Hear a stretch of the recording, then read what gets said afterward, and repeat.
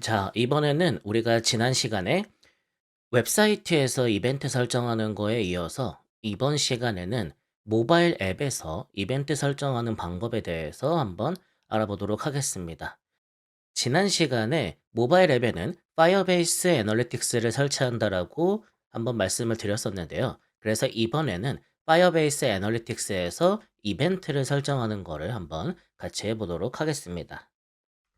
지금 화면을 보시면 우리가 지난 챕터에서 같이 설치를 했었던 바로 그 플러터 앱이 나와 있는데요. 이 앱에는 이미 우리가 지난번에 파이어베이스 애널리틱스를 설치를 했었죠. 그래서 여기에다가 이벤트만 하나 추가해 보는 거를 같이 실습으로 진행을 해 보도록 하겠습니다. 이 앱은 처음 플러터 프로젝트를 만들게 되면은 생성되는 앱인데요. 여기 우측 하단에 있는 요 플러스라고 되어 있는 플로팅 버튼을 누르면 여기 화면 중앙에 숫자가 올라가는 것을 볼 수가 있습니다. 네, 이렇게 생긴 앱이에요. 그래서 여기에서 어떤 이벤트를 찍어 볼 거냐면은 바로 이 플러스 버튼을 눌렀을 때 이벤트가 하나 실행되도록 해 볼게요. 자, 그러면은 우리가 이벤트를 설정을 해야 되니까 어떤 코드를 집어넣어야 되는지 가이드 문서를 통해서 한번 알아보도록 할게요. 파이어베이스 애널리틱스 가이드 문서를 보면은 이렇게 이벤트 기록이라고 하는 메뉴가 있어요. 그래서 이 메뉴에 한번 들어가 보면은 여기에 이제 이벤트를 어떻게 설정을 할 수 있는지 그 가이드가 문서로 나와 있는데요. 여기 보시면은 여러 가지 플랫폼이 있죠. iOS, 그다음에 안드로이드. 이 네이티브 앱을 이야기하는 겁니다. 그다음에 웹에서 파이어베이스 애널리틱스를 사용을 할 때, 그리고 우리가 지금 같이 실습할 플러터에서의 방법, 이런 것들이 이제 나와 있는데, 그러면 우리가 한번 내용을 쭉 한번 읽어 보시고요. 내려가다 보면은 이렇게 코드가 나옵니다. 이벤트를 설정할 수 있는 코드가 나오는데 크게 이제 두 가지로 나눠질 수가 있어요. 첫 번째는 그 구글 애널리틱스 4에서 사용하고 있는 추천 이벤트들 있죠. 그 추천 이벤트를 설정할 때는 이런 방식으로 사용을 하고, 그다음에 그 외에 우리가 직접 커스텀 이벤트를 만들 때에는 아래와 같이 사용을 해라라고 나와 있는데, 저 같은 경우에는 개인적으로 아무리 추천 이벤트여도 위에 있는 이 방식을 사용하기보다는 밑에 있는 이 방식으로 그냥 통일해서 쓰시는 게 훨씬 더 편하게 쓰실 수가 있으니까 아래쪽 방법을 조금 더 추천드립니다. 왜냐하면은 위에 있는 이 방법은 여기 이 부분에 이벤트 이름이 들어가거든요. 그래서 항상 이름을 바꿔서 작성을 해줘야 돼요. 그러다 보니까 조금 이제 여러 개의 함수를 만든다거나 이런 상황들이 벌어질 수 있어서 이것보다는 그냥 통일된 규격인 아래 거를 사용하시는 게 훨씬 더 작업에 수월할 수 있다라고 말씀을 드릴 수 있겠네요. 자, 그러면 우리도 바로 이 코드를 이용해 가지고 작성을 한번 해 보도록 하겠습니다. 이 방식을 그대로 사용을 할 거예요. 그래서 요거를 이제 한번 복사를 해서 다시 플러터로 돌아와서 우리가 플러터 앱의 프로젝트를 VS 코드에서 열고 거기에 있는 요 main.dart 파일을 열면 바로 이 코드가 나오죠. 여기에다가 작성을 하게 될 겁니다. 여기에다 작성을 할 건데 일단은 맨 밑으로 가서 내용을 한번 집어넣어 놓고 이거를 조금 편집해서 사용을 해 볼게요. 여기 보시면 지금 이 부분에 여기 name이라고 하는 부분에는 이벤트 이름이 들어가는 거고, 그다음에 파라미터라고 해서 옆에 있는 이 부분에는 이벤트 매개 변수에 대한 내용들이 들어가는 것을 딱 봐도 아실 수가 있을 텐데요. 여기에다가 우리가 알맞는 이벤트를 집어넣어서 이 코드를 실행을 시키면 바로 이제 파이어베이스 애널리틱스로 이벤트가 전송되게 되는 거다라고 생각을 해 주시면 되겠습니다. 그럼 우리가 이거를 한번 가지고 설계를 좀 해볼게요. 자, 우리가 지금 만들 이벤트가 여기 있는 플러스 버튼을 누르면 이벤트가 실행되는 거죠. 그래서 이름부터 한번 좀 지어줘 볼까요? 네, 이름을 한번 지어줘 볼게요. 이름을 우리가 뭐 간단하게 클릭 플로팅이라고 지어줘 볼게요. 그 다음에 파라미터에다가는 값을 하나 정도만 넣어 보도록 할까요? 자, 값을 하나만 넣어 볼 건데 여기에다가 일단은 뭐 버튼의 색깔 같은 거 한번 넣어 볼까요? 간단하게. 예, 버튼 색깔이 지금 파란색이니까 저는 블루라고 해서 집어넣도록 해 보겠습니다. 이렇게 해서 이벤트를 집어넣을 거예요. 그런데 이 이벤트를 이렇게 하나씩 하나씩 나중에 실제로 작업을 할 때 하나씩 하나씩 이렇게 다 만들어서 집어넣는 거는 굉장히 좀 불필요한 작업들이 많이 들어가게 되거든요. 그래서 기본적인 이벤트 형식을 함수로 하나 만들어 놓고 그 함수를 필요한 곳에서 이벤트 명과 매개 변수만 집어넣고 사용할 수 있도록 하나 작성을 해 볼게요. 자, 여기 플러터에서 함수를 하나 작성을 할 건데 밑에다가 작성을 해 보겠습니다. 일단은 플러터에서 함수 작성을 해 보겠습니다. 이 함수 이름을 그냥 간단하게 GA 이벤트 정도로 해 볼게요. 그 다음에 여기 이제 값이 들어갈 건데 이벤트 네임을 먼저 받고요. 그 다음에 매개 변수도 받을 거예요. 매개 변수도 받고 이렇게 이벤트 파람스라고 하는 매개 변수를 하나 받아서 사용을 하도록 하겠습니다.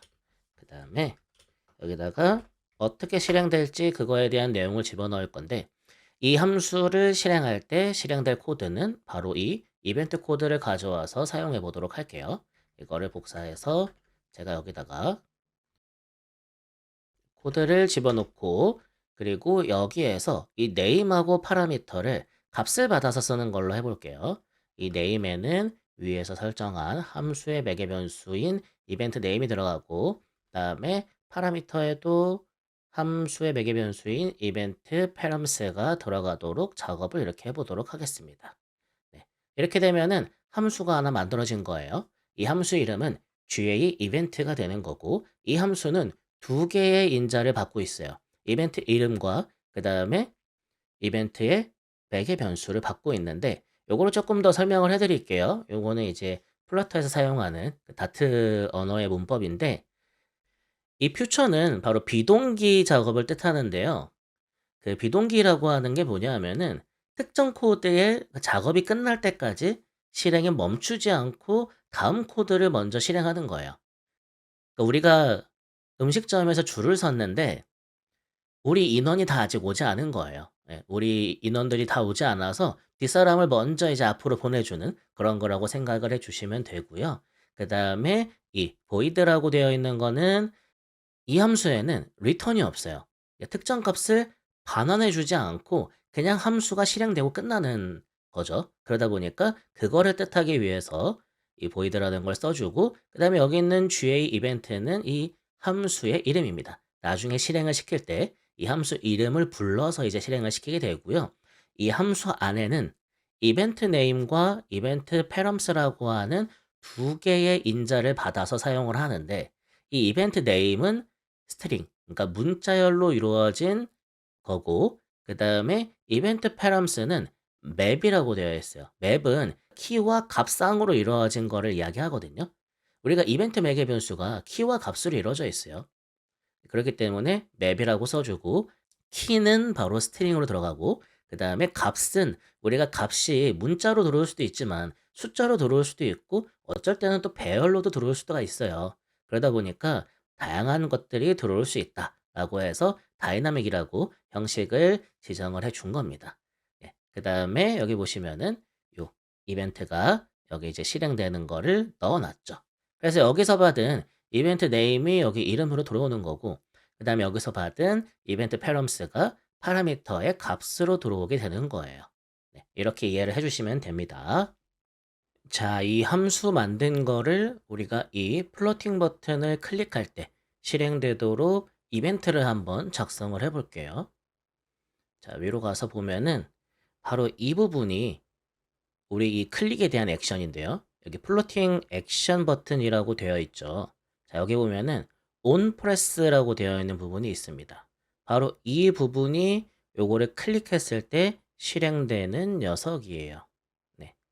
on press 할 때 여기에 있는 특정 함수가 실행되는 걸 볼 수가 있죠. 자, 그러면은 뭐 여러 가지 방법이 있겠지만 우리는 이 함수를 찾아서 이 함수 안에서 우리가 만든 이 GA 이벤트 함수가 실행되도록 한번 작성을 해볼게요. 그러면 요 increment counter라고 하는 함수를 찾아야 되겠죠. 자, 위로 조금 올라가 볼게요. 위로 조금 올라가 보면 찾았네요. 자, increment counter라고 하는 함수가 여기서 실행이 되고 있습니다. 그리고 실행되는 거 보니 여기 언더바 카운터라고 하는 게 플러스 플러스 되어 있는 거 보니까 이 누를 때에 요 숫자가 언더바 카운터 변수에 들어가 있나 보네요. 눌렀을 때 한 개씩 올라가는 구조로 되어 있는 것 같습니다. 그래서 이 카운터 위에다가 함수를 실행을 시켜 볼게요. 함수 이름이 GA 이벤트였고, GA 이벤트에서 여기에서 우리가 이름을 적어줘야 되겠죠. 이벤트 이름을 클릭 플로팅이라고 지어줘 볼게요. 그 다음에 여기에서 이제 매개 변수를 집어넣어 볼 겁니다. 자, 매개 변수를 집어넣을 건데 여기다가 매개 변수를 넣을 거니까 중괄호로 묶어주고 여기에 키와 값이 들어가 있어야 되겠죠. 그래서 컬러는 우리가 블루라고 하나 넣어주고요. 이번에는 카운트라고 하는 매개 변수도 하나 넣어 볼게요. 그리고 이 안에는 현재 눌렀을 때의 숫자가 들어갈 수 있도록 이 언더바 카운트를 그대로 넣어 주겠습니다. 그래서 이 함수를 실행시켜 보도록 할 거예요. 눌렀을 때 이렇게 해놓고 우리가 저장을 한번 해보도록 할게요. 저장을 하게 되면은 이렇게 들어갔을 거고, 이 상태에서 이 녀석을 새로 고침을 한번 해줄게요. 자, 이제 새로운 걸로 새로 고침이 되었습니다. 그러면 제가 이 상태에서 한 5번 정도 한번 눌러볼게요. 하나, 둘, 셋, 넷, 5번 누르고 파이어베이스 애널리틱스에서 이게 실행이 되는지 체크해 봐야 되죠. 지난번에 우리가 이벤트 체크하려면은 디버그 뷰라고 하는 메뉴에 들어가면 된다라고 이야기를 했어요. 디버그 뷰 메뉴에 한번 들어가 보도록 하겠습니다. 우선 제일 먼저 파이어베이스 콘솔에 접속을 해 주시고요. 우리 프로젝트를 선택하시면 되겠죠. 그 다음에 애널리틱스 메뉴에서 디버그 뷰에 한번 접속을 해 볼게요. 자, 디버그 뷰에 접속을 해서 과연 우리가 5번 찍은 게 찍혔는지 확인을 한번 해보도록 하겠습니다. 저는 뭔가 오류가 있어서 안 나오는 것 같으니까 구글 애널리틱스에서 더보기 눌러서 GA4에서 한번 확인을 해볼게요. 어차피 연결이 되어 있으니 여기서 확인을 해보도록 하겠습니다. 자, 관리 메뉴에 가서 관리 메뉴에서 속성에 보면은 디버그 뷰가 있죠. 자, 이 디버그 뷰에서 기다려 볼게요.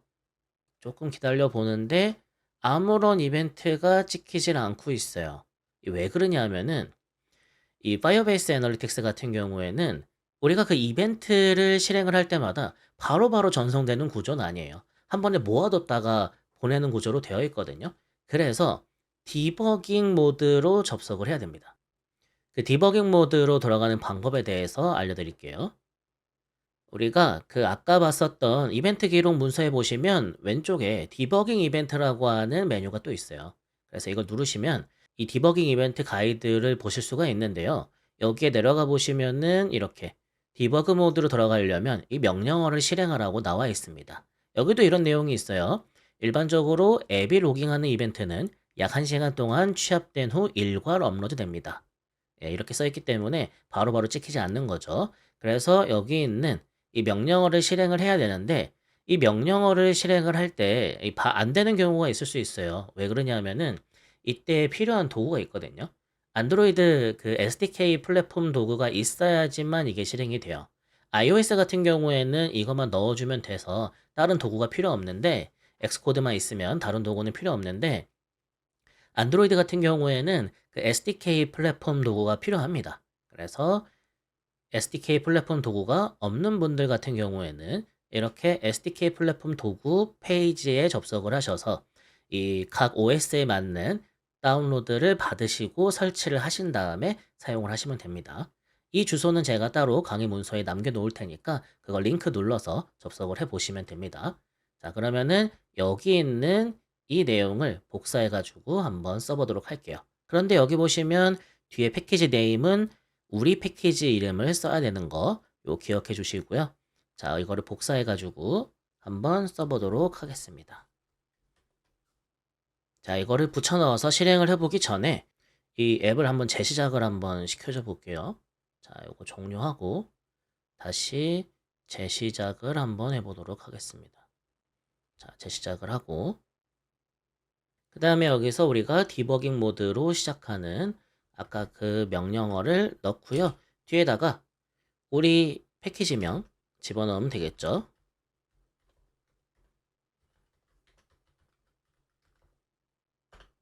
자, 이렇게 명령어를 입력을 했습니다. 그 상태에서 우리가 한 5번 정도 눌러볼게요. 한 번, 두 번, 셋, 넷, 5번 눌렀습니다. 자, 이 누른 상태에서 디버그 뷰를 한번 확인을 해볼게요.